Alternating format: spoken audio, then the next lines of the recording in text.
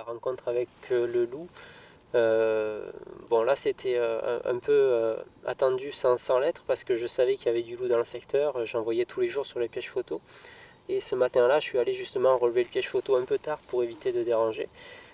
Sauf que juste devant mon piège photo, il y avait un loup qui était en train de passer. Il a passé son chemin sans forcément prêter trop attention à moi. J'ai pu en faire une photo, mais c'était quand même assez lointain, il était de dos. Voilà, c'est pas une photo idéale, mais c'est une rencontre qui reste marquante. L'intérêt de ces pièges aussi, c'est par exemple des espèces très discrètes comme le loup et les louveteaux qui, au moment où ils naissent, voilà, on pourrait sans doute pas les observer aussi bien sans ça.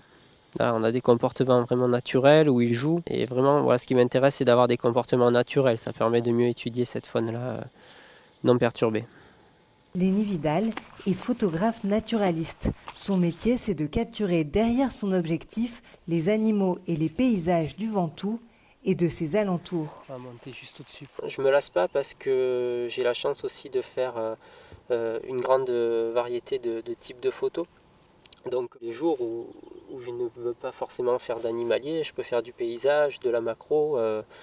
Voilà, je m'intéresse aussi à la nature en général. Donc c'est vrai que c'est un peu infini. Ici, on a un peu tout ce qu'il nous faut. La partie photographe, je l'ai acquise par moi-même, donc en étant autodidacte, en apprenant sur internet, avec la pratique, en voyant beaucoup d'autres photos. Le côté naturaliste, bon, on donne ce titre à un photographe qui fait des photos de nature, mais moi spécifiquement j'ai fait des études là-dedans, donc en tant qu'expertise naturaliste. Ça demande de la patience. Et puis voilà, ne pas avoir peur d'affronter des fois les conditions désagréables, donc de se lever tôt, le froid, voilà, et puis de la persévérance parce que ça marche pas tous les coups. On voit ce matin, on n'a pas une lumière qui est forcément terrible, il n'y a pas d'animaux, voilà. Ça c'est un peu le quotidien sur une dizaine de sorties, il y en a peut-être une seule qui va fonctionner. Le premier but c'est de sensibiliser au paysage et puis à la biodiversité, puisque je suis convaincu que quand on monte quelque chose de beau, ça permet de le préserver davantage en retour.